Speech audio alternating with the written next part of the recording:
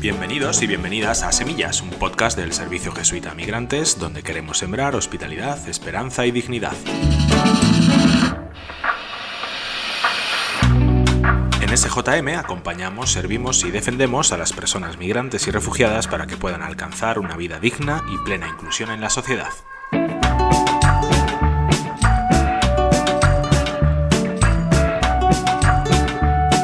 Entramos ya en la cuarta temporada de Semillas. Muchas gracias, como siempre, por acompañarnos en este podcast. En el 22º episodio vamos a hablar de la ruta migratoria de África Occidental, la que cubre desde Senegal hasta las Islas Canarias. ¡Arrancamos!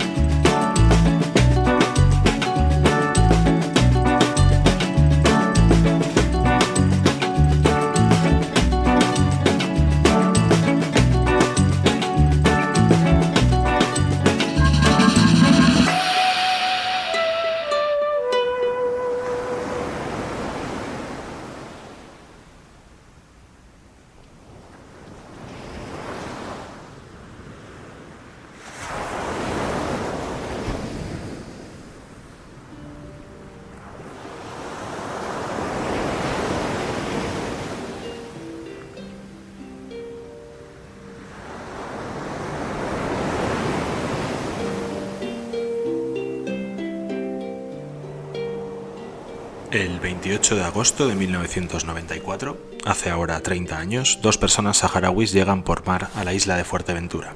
Se trata de la primera llegada de una patera a las Islas Canarias.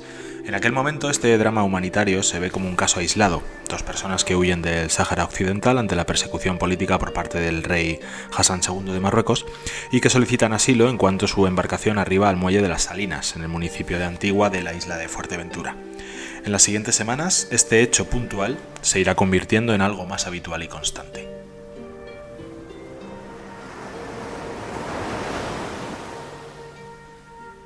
Desde 1994, casi 230.000 personas han llegado a Canarias por vía marítima.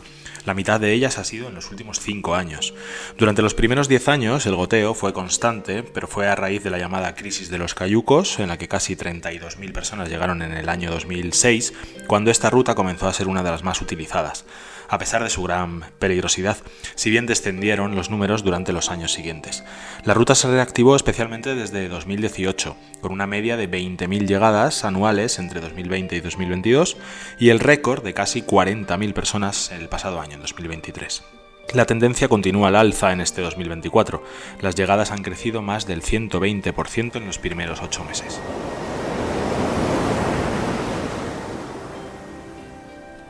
Sin embargo, la ruta africana occidental es una de las más mortíferas del mundo. Según la ONG Caminando Fronteras, 4.808 personas perdieron la vida en esta ruta en los primeros 5 meses de 2024, una media de 33 personas muertas al día. En 2023 fueron más de 6.000, en 2022 casi 1.800 personas. Un conteo incesante, cifras desoladoras que se pierden en la maraña informativa del día a día, vidas truncadas por la necropolítica del control fronterizo. La ausencia de vías seguras y legales para que personas que huyen de la violencia, la desigualdad o el cambio climático genera este escenario de horror. Mientras la opinión pública habla de crisis migratoria y en algunos casos se criminaliza a las personas migrantes, en las aguas del Atlántico cada día cientos de personas embarcan en busca de un futuro digno y en muchas ocasiones encuentran la muerte.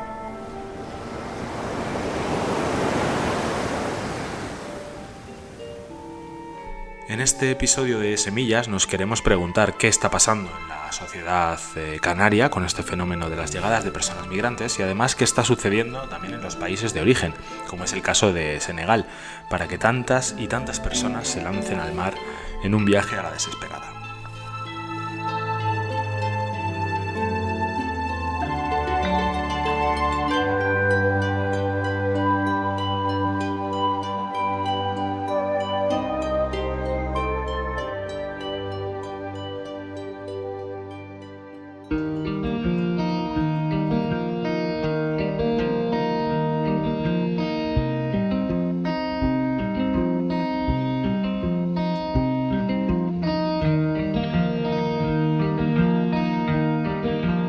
Hoy en Semillas nos acompañan varias personas invitadas para el espacio de diálogo y debate. Desde el archipiélago canario saludamos a Laura Suárez, que es la delegada de ECA Social en Canarias. ¿Qué tal, Laura? Muy bien, buenos días a todos. Encantada de estar aquí. Muchas gracias. También saludamos a Miguel Ongil, jefe de proyectos y cooperación internacional de ECA Social. ¿Qué tal, Miguel? Hola, muy buenos días. Encantado de estar por aquí. Y desde Senegal damos la bienvenida también a Jordi Balcells, director de programas de la Delegación Diocesana de Migraciones de Senegal. ¿Cómo estás, Jordi? Hola, buenos días, muchas gracias por la invitación. Pues muchas gracias a los tres. Os agradecemos enormemente vuestra presencia en Semillas y si os parece comenzamos. Podríamos empezar un poco yendo a esas zonas de origen, ¿no? En concreto a Senegal. Jordi, ¿cuál es el contexto sociopolítico actual en el país, ¿no? En un tiempo reciente que ha sido convulso. ¿Y cuáles son las principales dificultades que generan, ¿no? Que empujan a las personas a emprender esos viajes, ¿no? Migratorios? Muy bien, en primer lugar, Senegal le llaman el país significa país de la hospitalidad, de la acogida. Muy simpático, ¿no? Un país simpático para los viajeros, para las personas que vienen a trabajar aquí también extranjeras. Ujú. Es un país muy joven, estamos hablando de una media de edad de 19 años, alrededor de 19 años. Para poner en contexto, la de España está alrededor de 45. Es decir, estamos hablando de un país joven y un país también emprendedor. Se habla con estudios recientes que más del 50% de la población se genera su propio empleo. Lo que quiere decir también que no hay mucho empleo formal también. Estamos hablando que más del 80% de la población, situación activa, laboral, se dedica a la economía informal. Casi toda la economía formal se concentra en la gran ciudad y sus alrededores, Dakar. Ujú. Actualmente, Senegal, y sobre todo en comparación con sus países vecinos, tiene una situación sociopolítica estable, con un cambio de gobierno reciente, desde hace 6 meses, y para bien, en el sentido de que justamente este mes de octubre ha presentado el plan Senegal 2050, en el que, bueno, lanza un plan a 25 años vista, ambicioso, en el que pretende generar riqueza en el país y un dato muy importante es pasar de un alto porcentaje de pobreza a lo que dicen 10%. Ujú. Sobre todo, centran los esfuerzos en formación profesional, formando más de 5 millones de técnicos, de jóvenes, centrando muchos esfuerzos y inversiones en la industria agrícola, extractiva, de petróleo, de gas y manufacturera. Estamos hablando de un país rico en recursos. Es un país que tiene petróleo, que tiene gas, que tiene fosfatos, que tiene oro, que tiene pesca. Sin embargo, debido a los también antiguos gobiernos y acuerdos con grandes potencias internacionales, esos recursos no se han quedado en el país, o como mínimo el país no ha quedado enriquecido a través de esos recursos. No tiene sentido que un país con esa riqueza natural tenga un déficit comercial, es decir, que importa más bienes de lo que acaba exportando. Por lo tanto, estamos en una situación actual de reto, sí que de una falta de oportunidades global en el país que lanza a muchos jóvenes después de haber acabado los estudios, la formación profesional, la universidad, no encontrar trabajo y lanzarse a la migración, sobre todo irregular. También explicar que en este sentido la migración irregular en general es la única vía de la migración, porque la migración legal prácticamente es inexistente. Está muy paralizada la migración legal, tanto en visados de turistas, de trabajo, como ¿no? Aunque demuestres medios de vida, aunque demuestres todos los requisitos. Por lo tanto, estamos hablando, uno, de una falta de oportunidades. Dos, también quiero centrar también la diferencia con el público masculino y el femenino. Ujú. En el femenino se juntan también otras razones.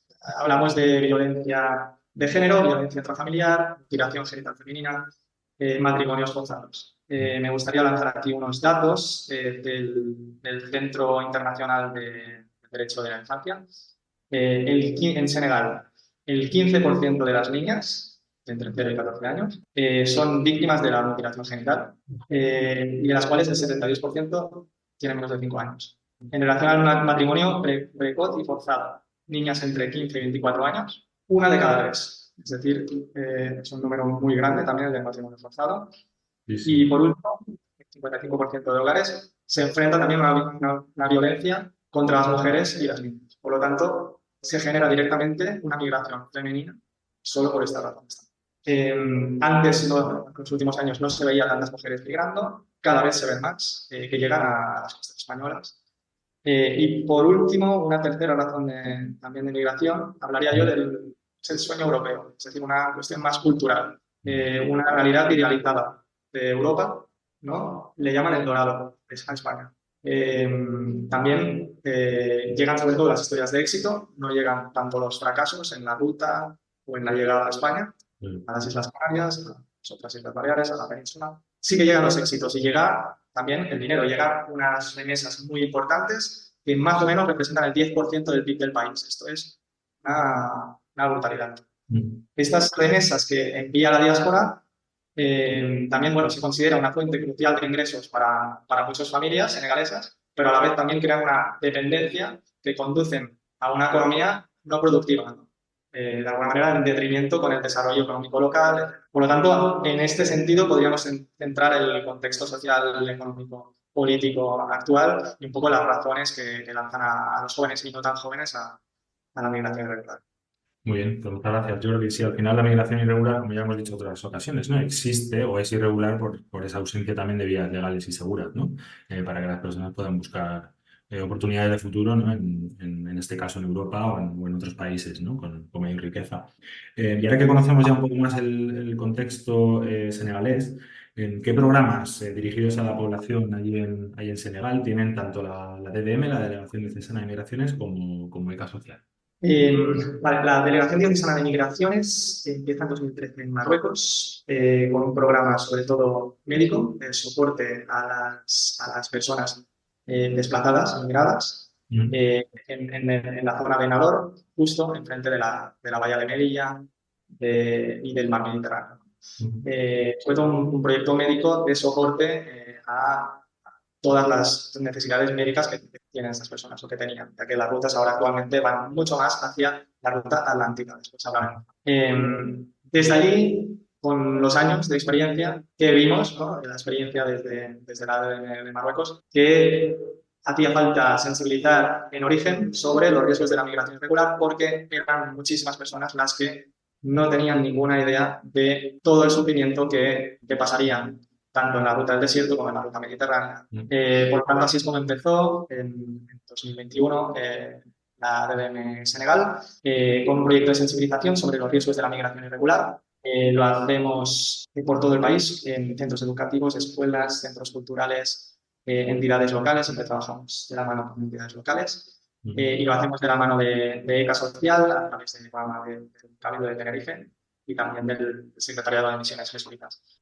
Conjuntamente con un programa también de acompañamiento psicosocial al duelo. Es decir, hablamos del acompañamiento a familias de víctimas, familiares de víctimas, personas que, sobre todo mujeres, que se les ha muerto el marido, los hijos, y necesitan ir a la terapia. Sobre todo, se trata de un acompañamiento grupal que las psicólogas senegalesas españolas realizan, pero también individual, en el que las mujeres se dan apoyo entre ellas, se sienten más comprendidas porque comparten entre ellas lo que están viviendo.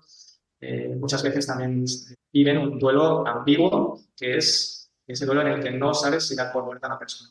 Y por último, realizamos una formación profesional en oficios como es la fontanería, la electricidad, textil, restauración, pero también emprendimiento femenino para la creación de empresas y, por tanto, de oportunidades de empleo aquí locales. También con intermediación con microfinancieras del país. Y, bueno, también ECA Social también realiza un programa de salud a gran nivel. Sí, nosotros como ECA estamos presentes en Senegal desde el año 2008. Hemos ido haciendo anualmente un programa de sensibilización sobre la salud, principalmente dirigido a mujeres, en la que seguimos utilizando la radio y las radios comunitarias como un vehículo también de sensibilización y en la que nos ha permitido pues movilizar cada año. En el último año llegamos a 1.300 mujeres, ¿no? Este programa, que creemos que tiene un alcance y tiene un planteamiento también muy comunitario, en la que se hacen otro tipo de actividades, también era una buena base para conseguir una difusión también mayor de este tipo de actividades. Al mismo tiempo, en los últimos 3 años, pues sí desarrollamos un curso de emprendimiento y autoempleo que también compartimos con la DDM y estuvimos haciendo también experiencias con Cori, que es una entidad bastante grande dentro del país de microfinanzas, también para poder hacer microfinanciaciones de empresas, ¿no? Cuando la DDM se planteó, pues eso, llegar a Senegal, sí que gracias al apoyo del secretario de Misiones de la Compañía de Jesús, pues vimos la posibilidad de juntar fuerzas, también tratando de buscar un poco las mejores complementariedades y lo mejor que hace cada uno, ¿no? Por un Mm, lado, creo que podemos englobar un poco las actividades que hacemos en común a través de diferentes proyectos en 4 puntos. Una es la sensibilización sobre migraciones informadas y seguras. Obviamente, nuestro interés no es el que quizá tienen algunos gobiernos de parar la migración, sino basado en la libre elección de cada persona, por lo menos que comprendan bien los riesgos que están tomando y tomen las mejores decisiones de acuerdo a eso, ¿no? El segundo punto se dedica más en profundidad a la DDM, que es, ya lo explica, el acompañamiento psicosocial al duelo. La tercera parte, que es una campaña que estamos preparando ahora, que lanzaremos a principio del año que viene, es para reducir la estigmatización de los retornados. Creo mm, que en particular ha sido un acierto encontrar este tema porque toca muchos aspectos y es una forma muy fácil de entrar a los temas profundos que hacen a la gente migrar, ¿no? Hay una estigmatización importante entre la gente que en teoría no lo ha conseguido, ¿no? Que no ha conseguido llegar al dorado, como decía Jordi, y sin embargo es gente que tiene un montón de experiencia, que tiene un montón que aportar y que además debería contribuir de forma muy grande al desarrollo del país en el país, ¿no? Y eso te da para hablar pues de ese tipo de discusiones culturales que se producen en las familias, de qué es lo más adecuado y creo que de verdad no está dando mejores resultados de lo que yo por lo menos esperaba al principio, ¿no? Y la cuarta parte pues es evidentemente cuando haces este tipo de programas y es... Como decía, no venimos a parar, ¿no? A nadie y luego te dicen, vale, si me quedo, ¿qué pasa? Pues también toda la parte de formación para el empleo se ve como una salida fundamental y una alternativa en el que tenemos que construir, ¿no? Además, quizá en este punto añadir que todas las condiciones, pues políticas se están, no sé si habéis ido siguiendo todas las giras que ha ido haciendo el presidente Pedro Sánchez, también el gobierno mm, de Canarias, siempre con un foco de aumentar el empleo, ¿no? Nosotros debemos tener una agenda autónoma de los países y eso, pero es evidente que también hay puntos de conexión en los que tiene sentido, ¿no? Igual que mm, la sensibilización hasta con algún tipo de autoridad local o gente que normalmente ni siquiera serían aliados, hay un punto en el que todo el mundo, bueno, nadie disfruta y nadie le parece una buena idea pues ver tantas muertes en el mar, ¿no? Desde ninguno de los lados. Y también hay un punto ahí muy importante para ampliar las alianzas y las colaboraciones, ¿no? Todo este planteamiento pues nos ha dado pues para realizar pues unas cuantas actividades y unos cuantos productos. Tener el tiempo un poco más pausado para hacer un diagnóstico nos permitió hacer una audio revista que se llama Voces de la Migración, que tiene 6 audios en diferentes idiomas, principalmente idiomas locales, realmente para que lleguen, en la que en primera persona son senegaleses los que cuentan a otros senegaleses un poco su experiencia desde diferentes experiencias y diferentes ángulos, ¿no? Además, se han hecho otro tipo, bueno, de materiales de sensibilización, principalmente los que utiliza también DDM en sus encuentros y talleres, y también los que hacemos nosotros también tanto con las mujeres con las que tenemos el curso de salud, como también parte de actividades que tenemos dirigidas específicamente a hombres, ¿no? Hemos realizado un juego de mesa que se llama Rutas, que es un mapita desde Senegal hasta Europa en el que, lejos de ser el dorado y esa idea tan fácil, pues es bastante realista y a veces diría que crudo, ¿no? Para también, de una forma más amena, pues hacer ver un poco todos los riesgos que entraña eso. Y nada, esta pasada primavera realizamos también un laboratorio colaborativo en la que fue estupendo pues, poder contar con 10 o más organizaciones locales senegalesas para implicarles un poco en profundizar esa temática que comentaba antes de la estigmatización de los retornados, con el objetivo de hacer una campaña el año que viene. Tendremos una segunda reunión a final de este año, en diciembre, en Dakar, en la que queremos que esos colectivos pues, sean los que tomen el protagonismo de esta campaña. Terminemos de definir todo tipo de actividades. Es una campaña pues, a la vez de movilización y comunicativa, ¿no? Ujú. Colaboración con entidades locales en relación a la estigmatización de las personas retornadas. Ujú. Producir un poco, ¿no? Por qué hay este estigma, ¿no? También. Ese estigma sobre todo sucede cuando la historia no ha sido tanto de éxito y la persona vuelve de alguna manera con los bolsillos vacíos y de alguna manera tiene una presión familiar y de su entorno muy grande, incluso también que puede llegar a niveles de deuda, ¿no? Que quedaron endeudados en su partida y en ese momento les reclaman dinero invertido o les reclaman bueno, que no traen el dinero de alguna manera prometido, ¿no? Es decir, se centran mucha presión a la persona que vuelve, de alguna manera desencantada de ese sueño europeo y por colmo también tiene esa presión familiar y del entorno. Hemos hablado ya en el episodio de, bueno, de todo este trabajo de sensibilización, ¿no? De lo que supone emigrar, ¿no? Y especialmente cuando no existen vías legales y seguras. Y además también hemos hablado de ese acompañamiento al duelo, ¿no? Con tantas personas, por desgracia, desaparecidas, ¿no? En esta ruta atlántica. Pero, ¿cómo es esa ruta? ¿Cómo es la ruta atlántica, lo que llamamos la ruta canaria, ¿no? ¿En qué condiciones existen? ¿Cómo son las llegadas? Incluso qué otras rutas existen, ¿no? Porque estamos hablando también de Senegal, pero ¿qué otras rutas o qué otras alternativas existen dentro de esta ruta atlántica occidental? Sobre todo existen dos rutas hacia América y hacia Europa. En los últimos años, sobre todo la hemos cada vez más, en los últimos años hay una ruta a América también. Sobre la ruta a Europa hay la ruta atlántica, que sería la más occidental, desde países como Senegal, Gambia, Guinea, Mauritania, se dirigen con embarcaciones, con pirogues, que llaman aquí, piraguas, Mm.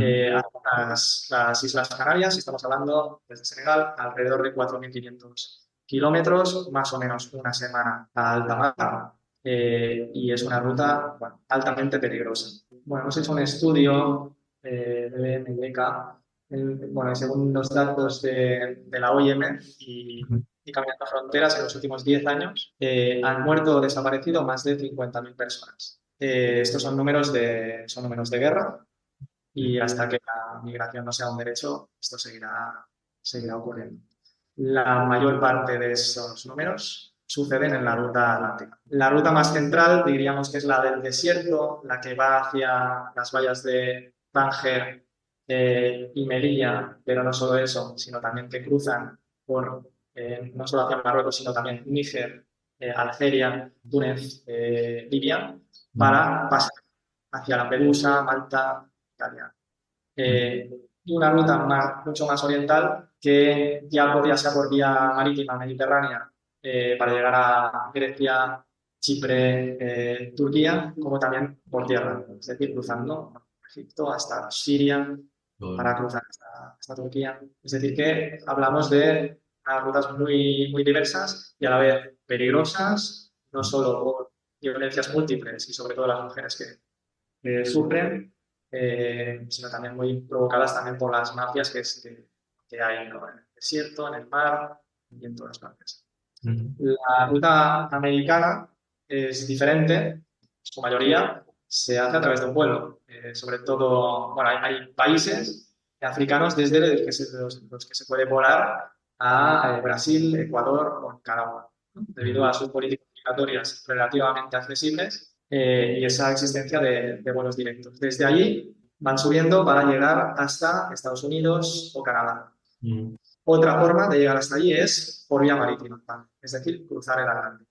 Esto también se hace, por eso se han encontrado embarcaciones también en el Caribe con cadáveres de Sí. personas que han sobrevivido, que han cruzado pues, el Atlántico desde Senegal, Gambia, Guinea, etc. Es decir, bueno, sí que es un número grande también.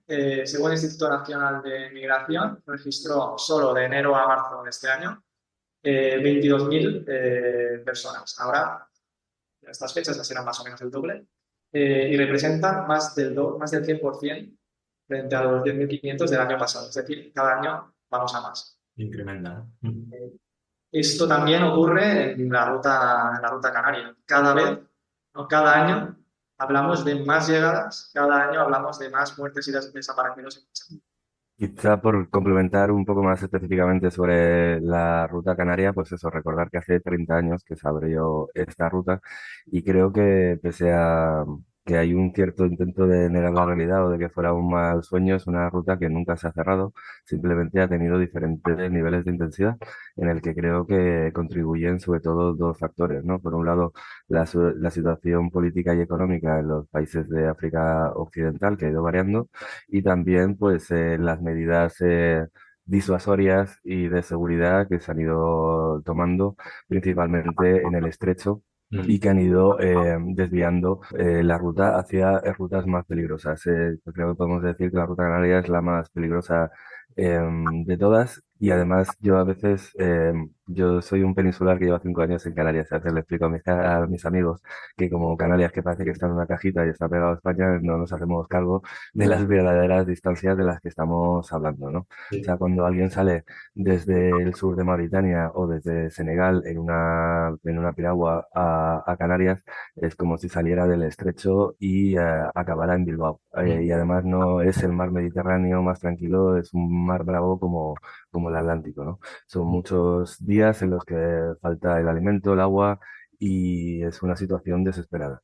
Y también hay que decir que esa situación, pues o sea, no se puede poner puertas al campo, ¿no? Que es esa frase tan conocida y realmente es lo que estamos viendo.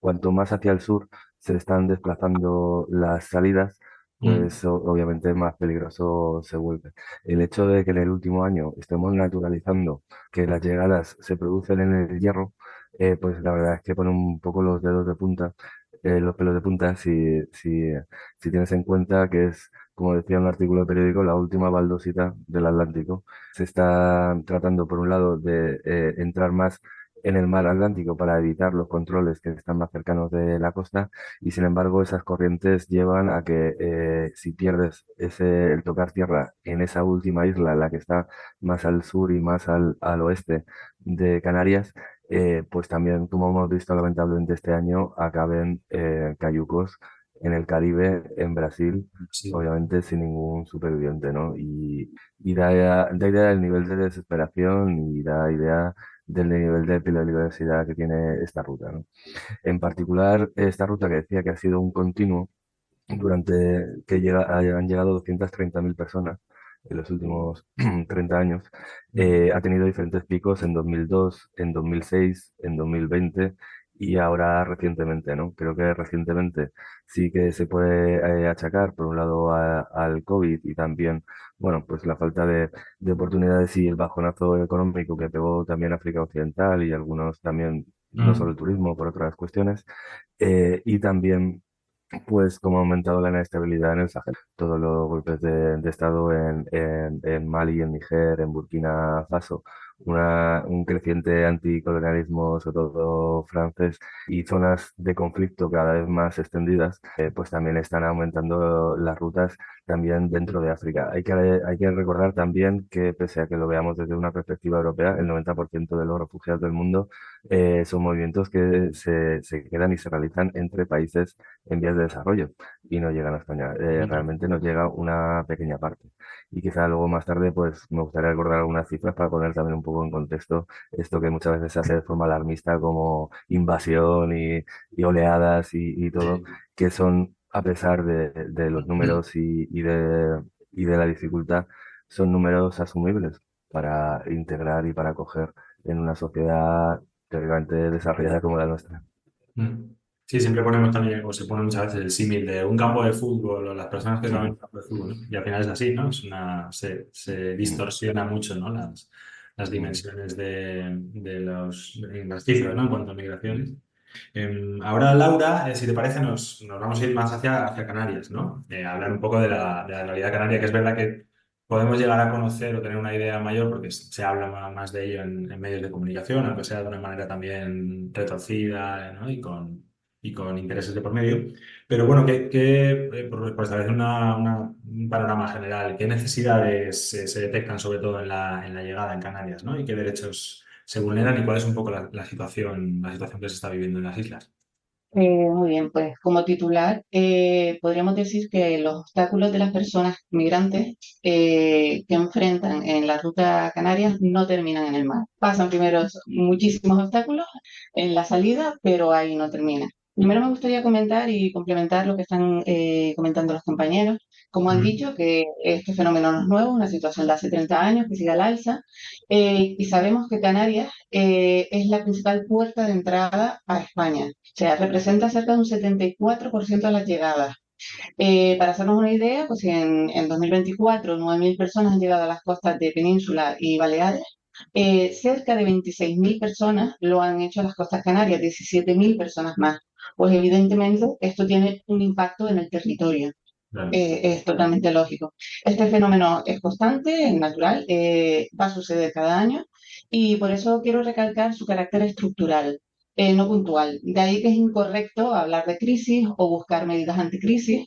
La migración es un fenómeno estructural que requiere reforzar los recursos con medidas definitivas y no temporales. Una vez dicho esto, para entrar en las necesidades, también primero quiero decir que en primer lugar el incremento de personas, como bien ha apuntado Jordi, el incremento de personas que llegan por vía marítima y por esta ruta, lo primero y lo más importante es decir que también conllevan un incremento de las vidas que se pierden, que Jordi pues lo ha comentado también, ¿no? Vidas que no llegan. Sabemos que en lo que va de año, cerca de 4.700 personas han muerto. Estamos hablando de padres, madres, hijos, hijas, hermanos. Y por eso aprovecho para lanzar el mensaje de que crear vías legales y seguras es urgentísimo para acabar con las muertes en el mar. Ya entrando en necesidades, en la acogida, pues el incremento de llegadas empeora las condiciones de destino para estas personas también, ¿no? Evidentemente. Hoy en día todavía no se ha conseguido avanzar en una gestión satisfactoria de esta situación con las consecuencias que conlleva. Existe una saturación en los centros de recepción, existe una falta de medios materiales y humanos, existen instalaciones inadecuadas e improvisadas. Al respecto, pues la falta de recursos humanos y el hacimiento de personas migrantes en las instalaciones también tienen un impacto en las trabajadoras que no pueden intervenir con el tiempo suficiente para garantizar un seguimiento correcto, ¿no? Lo que causa también frustración en todos los equipos que están al frente. Ujú. Falta de asistencia letrada y de intérpretes. Al respecto, comentar que en 2023 la mayoría de estas personas expresaron su deseo de solicitar protección internacional. Sin embargo, la imposibilidad de obtener una cita para iniciar los trámites empujaron a muchos de estos solicitantes a la desprotección y a la exclusión, vulnerándose el derecho al asilo, ¿no? Ujú. Hay que decir que España sigue a la cola en el reconocimiento de asilo. El año pasado se resolvieron favorablemente apenas el 12% de las solicitudes, mientras la media europea mejoró 3 puntos, alcanzando el 42% de reconocimiento. Por otro lado, es especialmente preocupante la situación de los y las menores que migran no acompañados. Estos niños, niñas y adolescentes se ven abocados a migrar a través de la ruta marítima, poniendo en riesgo sus vidas y algunos perdiéndola, ¿no? Por falta, como ya han comentado, de vías legales y seguras. Ujú. Ya desde este momento hay una vulneración al derecho a la vida. Una vez en Canarias, les espera un sistema colapsado, completamente colapsado. Un archipiélago que atienda a más de 5.500 menores, cuando su capacidad es cerca de 2.000. Ujú. Ello se traduce no solo en hacimientos, sino en casos de atención deficitaria. Ujú. Los centros de protección y cuidado y dispositivos de emergencia creados por la falta de plazas en estos centros de cuidado se encuentran completamente desbordados. Hay centros con cientos de jóvenes en edad de adolescencia, con la frustración de no poder continuar su proceso migratorio, con la frustración de no poder trabajar, en un proceso de adaptación. En esta situación, pues evidentemente todos estos aspectos afectan de forma directa a la salud mental de estos niños, niñas y adolescentes. En este escenario, los derechos del niño y de la niña quedan completamente desprotegidos. Se vulnera el interés superior del menor por encima de otro posible interés, el derecho a la supervivencia, el derecho al desarrollo físico, psicológico, social y espiritual, así como el derecho a la participación en la toma de decisiones que tengan que ver con él. Derechos reconocidos por la Constitución de los derechos del niño y la niña.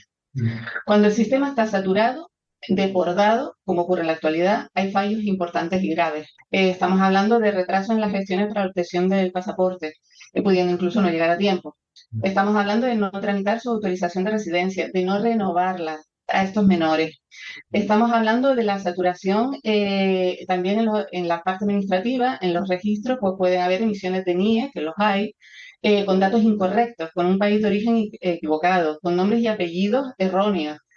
Toda esta serie de incidencias tienen graves consecuencias en las posibilidades de estas personas de tener una posibilidad de futuro en la sociedad acogida. Claro, estamos hablando de menores de 18 años. Si hablamos ya que de 5.000, de que atendemos a más de 5.500 menores, pues evidentemente podemos pensar que cerca de 1.500 cumplirán 18 años Sí, y que se van a quedar literalmente en la calle, sí, sí. estos chicos y chicas. Canarias dispone de algunos recursos para acoger a estos tutelados, pero ni una cuarta parte de lo que necesitan, ¿no? Con lo cual, esta situación pone a estos jóvenes en riesgo de indigencia y así están. Bueno, he comentado algunas necesidades en la acogida inicial y después hay otras, ¿no? Después están las dificultades que enfrentan las personas migrantes y refugiadas en el proceso de regulación para acceder a los derechos económicos, sociales y culturales. Los trámites burocráticos, la discriminación racial, la brecha digital, pues son algunas de las causas que explican estos obstáculos, que se suman a la barrera para el empadronamiento, para abrir una cuenta bancaria, etcétera. Todas estas limitaciones pues hacen imposible garantizar los derechos a la vivienda, al empleo, a la sanidad o a la educación. Es verdad que estas dificultades se pueden generalizar. Estamos en un territorio frágil. Canarias es la segunda región con más pobreza del país y una tasa de riesgo de exclusión del 34% frente a un 26% de media nacional, o sea, 8 puntos más. Estamos en un territorio muy frágil. Entonces, estas limitaciones y esta vulneración de derechos que también ocurre en la población en general, hay que decir que estas personas de mayor vulnerabilidad pues tienen que saltar más obstáculos todavía que el resto de la población. Y bueno, con esto yo creo que más o menos he dado una visión general de las necesidades Sí, sí. que actualmente estamos viviendo. Desde luego que sí, Laura, muchas gracias. ¿Y cómo se acompañan en situaciones de duelo, por desapariciones, por muertes, en situaciones de emergencia, incluso situaciones como separación familiar, ¿no? Tanto en Canarias como en Senegal? Sí, desde origen, desde Senegal, hay un número muy grande de muertes y desaparecidos también, naufragios que ocurren en las mismas costas senegalesas. Unos 4 meses, ya han habido más de 4 naufragios en la misma costa senegalesa.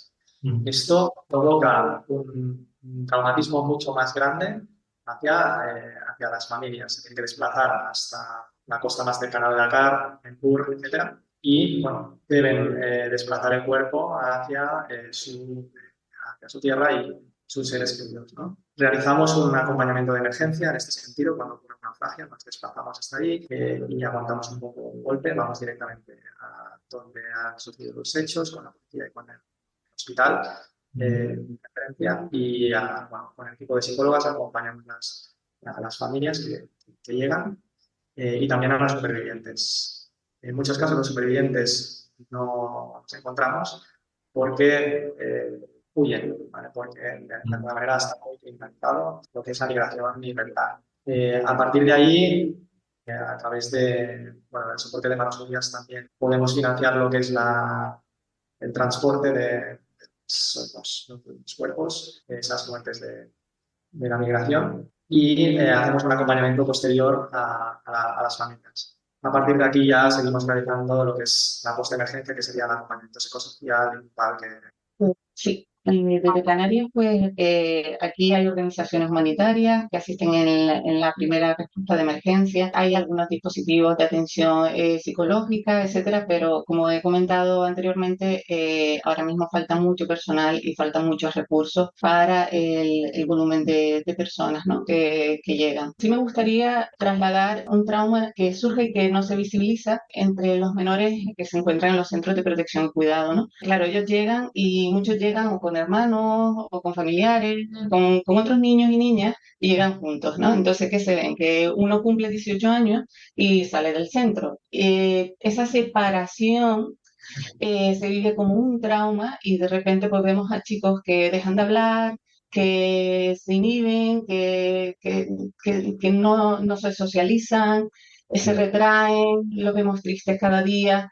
Y después si rascas e indagas, resulta que su hermanita ha salido del centro, no sabe dónde están, resulta que su primo que vino con él pues ya no lo han separado, etcétera, ¿no? Entonces, la verdad que estas separaciones las acompañamos, estamos aquí con ellos e intentamos coordinarnos para intentar paliar lo menos posible pues, los efectos tan negativos que tienen el bienestar de estos chicos y chicas, ¿no? Vale, y ahora yendo un poco a ese clima social, político que hay en Canarias, ¿no? Que escuchamos también en medios de comunicación, ¿no? Con, bueno, pues con desavenencias políticas, con algunas medidas contrarias a ley, ¿no? Como puede ser la desprotección de los menores no acompañados, y con un clima social que también hemos vivido a veces, ¿no? Pues situaciones de criminalización, de discriminación, manifestaciones también en calle contra la migración irregular. ¿Cuál es el clima social y político en Canarias hacia la migración, teniendo en cuenta todos estos factores en este caldo de cultivo? Bueno, yo ahí empezaría diciendo que no hay necesariamente una incapacidad de Canarias y ampliaría el país con la gestión de las llegadas que estamos sufriendo. Hay un problema de gestión, hay un Mm. problema de no saber cómo absorber y asumir y de tener unas políticas de acogida, que no es una cuestión que solamente pase en Canarias, sino que no hay una política de acogida integral y de convivencia en el que se aseguren pues por un lado los derechos y también pues eso, la plena integración pues social, política, cultural, ¿no? de las personas que llegan a nuestro país. Pero evidentemente el caso de Canarias es más relevante porque actúa de frontera sur y sin embargo esas cargas no se reparten igual entre todo el Estado, ¿no? Creo que es importante explicar que las realidades de políticas, pues que la competencia sobre los menores sea autonómica y que la de los adultos sea estatal, también generan realidades diferentes. Los adultos, por un lado, no tienen que ser tutelados, no tienen que ser llevados a centros y no necesitan autorizaciones, por ejemplo, del fiscal, pues para tener plena movilidad y se van solucionando de una forma o de otra porque al final hay que recordar que Canarias raramente es el destino. Cuando emprenden el viaje, las personas migrantes siempre lo toman como un paso hacia algo más. Y sin embargo, pues por un lado nos vemos abocados como un centro offshore que lamentablemente creo que se está cada vez más en boga en Europa, en la que se busca aislar al continente de este tipo de llegadas y buscar centros como Lampedusa, ahora vemos Italia como Albania, y la externalización también de fronteras, que es parte de lo que está pasando y por la que hay menos salidas de Marruecos, por ejemplo, y hay más hacia el sur en Mauritania y en Senegal. Sobre el clima político, también diría, como también peninsular llegado a Canarias, que dentro de lo que cabe es un gusto ver un pueblo que tiene una memoria tan importante de la pobreza y de la inmigración. Casi yo no me he encontrado a casi ningún canario que no tenga algún familiar, algún abuelo, tío abuelo, abuela que no haya vuelto de Venezuela y de Cuba. Y creo que eso lo hace una sociedad especialmente acogedora, que sin embargo está siendo llevada al límite por la falta de una gestión eficaz de Mm. este tipo de llegada, ¿no? Por otro lado, también para poner un poco en contexto, en Canarias hay 2.300.000 habitantes, de los cuales 300.000 son de origen extranjero. Estos eran 100.000 solamente en el año 2000 y ha ido subiendo no por la llegada de africanos, sino por la llegada de la migración interior de españoles fundamentalmente y de europeos. Si tomamos a estos 300.000, la mitad vienen de países de la Unión Europea.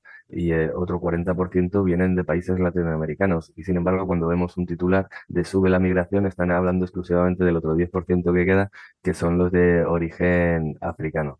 Ese 10% dentro de los extranjeros, si lo tomas dentro de toda la población, estamos hablando de un 1,5% de la población solo de Canarias. ¿Qué es lo que pasa? Que las realidades también son bastante asimétricas y diferentes. En una isla como el Hierro hay 10.000 habitantes. Si llegan 30.000 habitantes es un desborde absoluto, sin duda, ¿no? Y eso también genera muchas irregularidades, ¿no?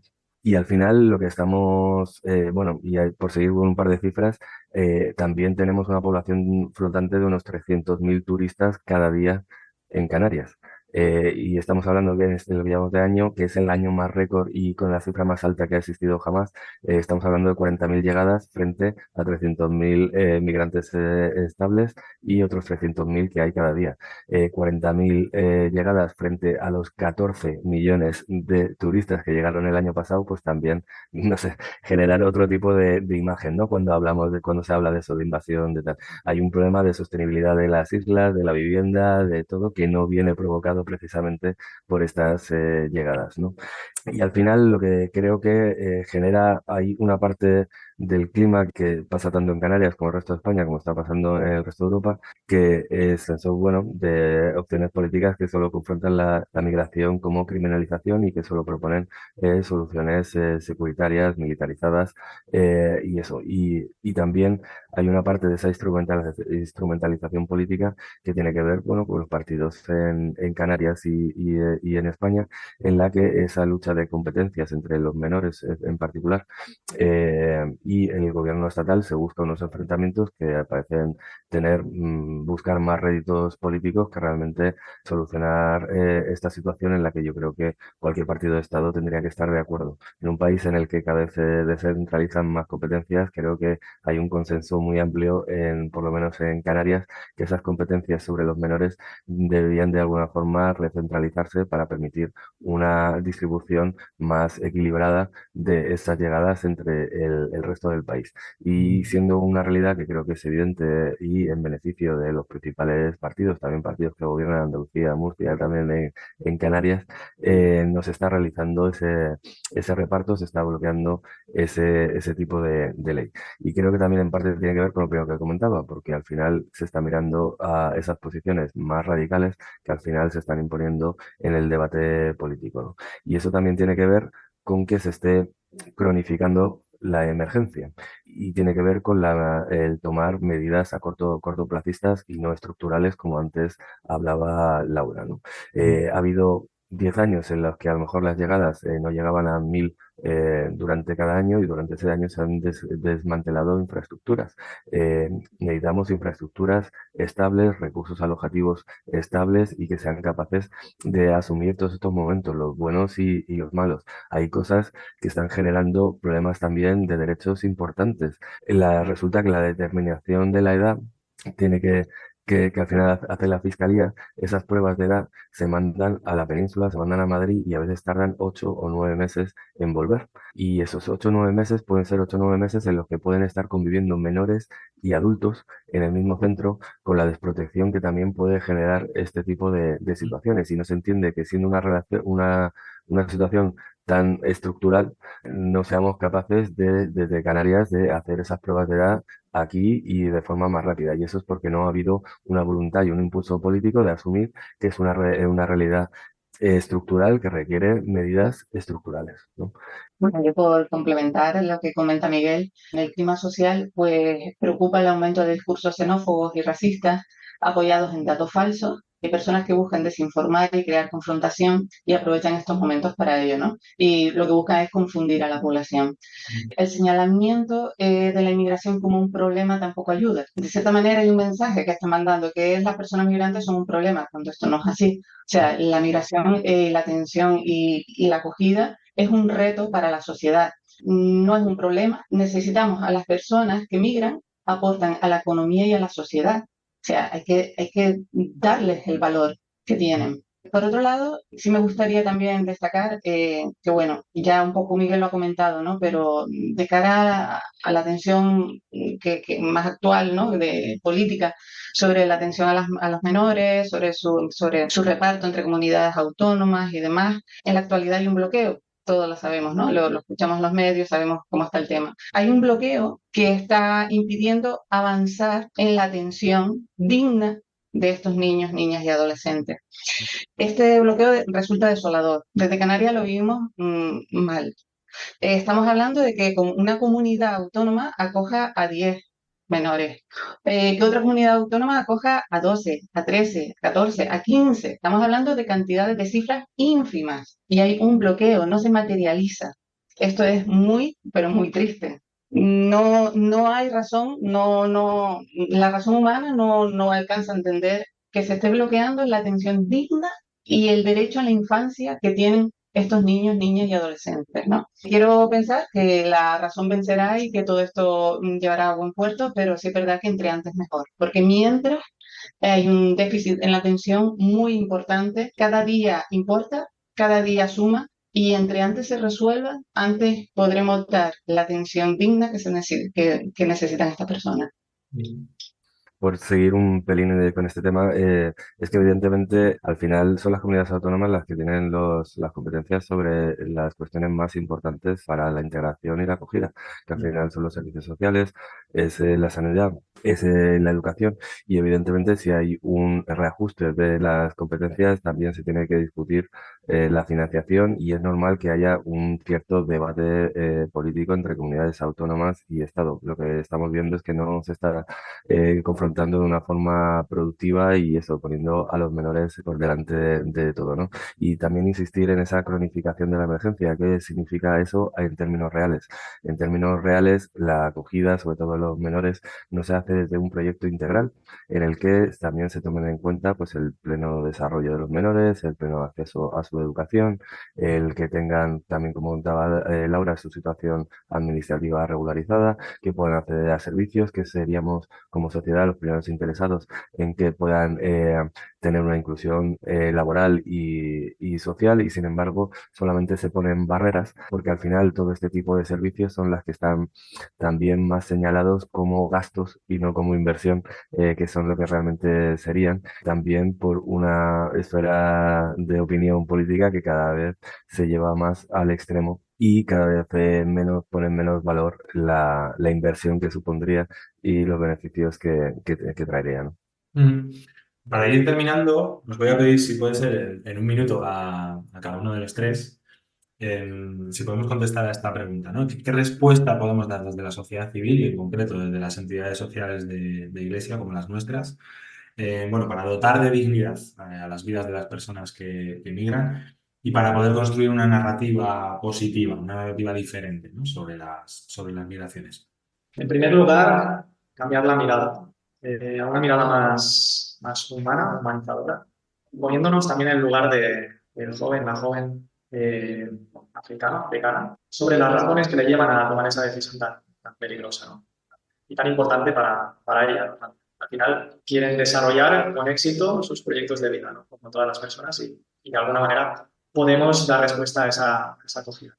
También desde las entidades sociales, de la Iglesia, la sociedad civil, pues generar una mayor colaboración, es decir, que no solo se centren las acciones, actividades, talleres en la zona donde estas entidades trabajan, sino también que se generen alianzas entre países, ¿no? Bueno, estamos colaborando desde la Delegación de Personas y Migraciones con esta social que tenemos en Senegal, pero también en las Islas Canarias, también con la diócesis de Marruecos, Cáritas, la diócesis catalana, etcétera. Esto es muy importante para poder generar respuestas desde origen, tránsito y destino mucho más efectivas y que acompañen mejor a las personas en situación de movilidad.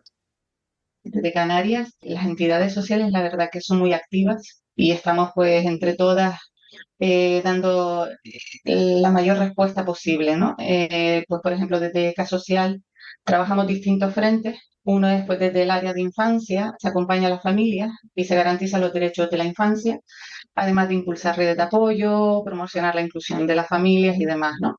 Desde la delegación propia de Canarias, pues desarrollamos proyectos específicos de acompañamiento a jóvenes de 16 y 17 años para favorecer su inclusión social y educativa. Por otro lado, también se desarrollan otras actuaciones, siempre en coordinación con el resto de entidades sociales, para acompañar en la tramitación de documentación, para la autorización de residencia, renovaciones, acceso a derechos a través de la atención jurídica y social, ¿no? Y por último, una línea de trabajo que creo que es muy importante y en la que también trabajamos en red las entidades sociales aquí en el territorio, es la sensibilización intercultural, ¿no? Estamos trabajando con metodologías que ponen el protagonismo a las personas migradas. Esto es importante, ¿no? Contar de primera mano, o sea, en este proceso cuidamos los espacios, cuidamos las historias de vida, los acompañamos y ellos son protagonistas en este proceso. Impulsamos encuentros para el diálogo intercultural, para fomentar las relaciones comunitarias, desarrollamos campañas de información importantísimo para combatir toda la desinformación que promueven otras personas, ¿no? Promovemos la convivencia intercultural, facilitamos procesos de integración a través de la acogida lingüística, el aprendizaje del español, importantísimo para una inclusión posible, y formamos en competencias interculturales para la prevención también del racismo y la xenofobia. Y es todo esto en trabajo en red, la verdad que bueno, que sí que hay una sensibilidad y hay una implicación muy grande por parte de todas las entidades sociales. Desde una perspectiva más internacional y regional de lo que hacemos desde Canarias, y no solamente en Canarias, nosotros estamos empezando a operar en el Ayun, también gracias a la apuesta que ha hecho la compañía de Jesús por estar en esa nueva frontera. Las fronteras se van moviendo y debemos estar allí donde estamos. También estamos en Mauritania y también estamos en Senegal y desde Canarias en la acogida. Y yo creo que esa es toda la potencia que tenemos dentro de las entidades jesuitas, pero también en la Iglesia. Yo la conclusión que saco también estando en países como Marruecos y Mauritania, en las que en principio, por ser países islámicos, pues debería haber un mayor rechazo, es precisamente la presencia de la Iglesia la que da una cierta estabilidad y una tranquilidad para operar ahí que a lo mejor no tienen otros tipos de ONGs, ¿no? Y desde una perspectiva regional, creo que tenemos un potencial entre todas las entidades religiosas y no religiosas, amigas, y esas alianzas y ese trabajo en red que también comentaba Laura, para tener una estrategia realmente regional, ampliar la mirada y ver también, creo que es importante que distingamos que no tenemos que hacer lo mismo en origen, que donde a lo mejor pues hay cuestiones de base sobre bueno, el empleo, la estabilidad, la paz, como pasa en tránsito, donde las violaciones de derechos, el acceso a servicios básicos es fundamental, como puede pasar en la propia frontera o en la acogida, ¿no? Y ser capaces de entender ese puzzle y encajar todas esas piezas con una respuesta global a través de nuestras instituciones y de nuestros aliados, creo que puede ayudar en una visión de dos orillas en las que hay actividades fundamentales como la sensibilización, que ya estamos haciendo desde las dos orillas y que hay que continuar así. Y evidentemente hay una disonancia o hay un gap entre la comprensión tanto, bueno, política tanto en Europa como el otro lado, igual que desde la otra orilla, pues parece que eso es el dorado y todo va a ser facilidades y se va a llegar y hace falta entender la realidad y las dificultades, igual que desde este lado también hace falta entender lo que nos ha enriquecido en toda la historia de los intercambios culturales que ha habido a lo largo del mundo y que seguirá habiendo, y que es un fenómeno que nos convierte en una sociedad mejores, más diversas y también que deberían ser más inclusivas. Muy bien, pues antes de acabar, ¿queréis añadir alguna cosa más? Dani, agradecerte muchísimo también ayudarnos a visibilizar esta situación también. Sí. Nada, Sí, gracias nada. por dar estos espacios que son necesarios también para hablar de lo que vivimos también desde las entidades. No, pues muchas gracias a los tres, gracias a vosotros por vuestro tiempo, por habernos explicado toda esta realidad, ¿no? En las dos orillas. Y muchas gracias también por la labor, ¿no? Que hacéis en particular y en general desde las dos entidades. Gracias a ti, Ya. de verdad. Nos vemos en otra ocasión.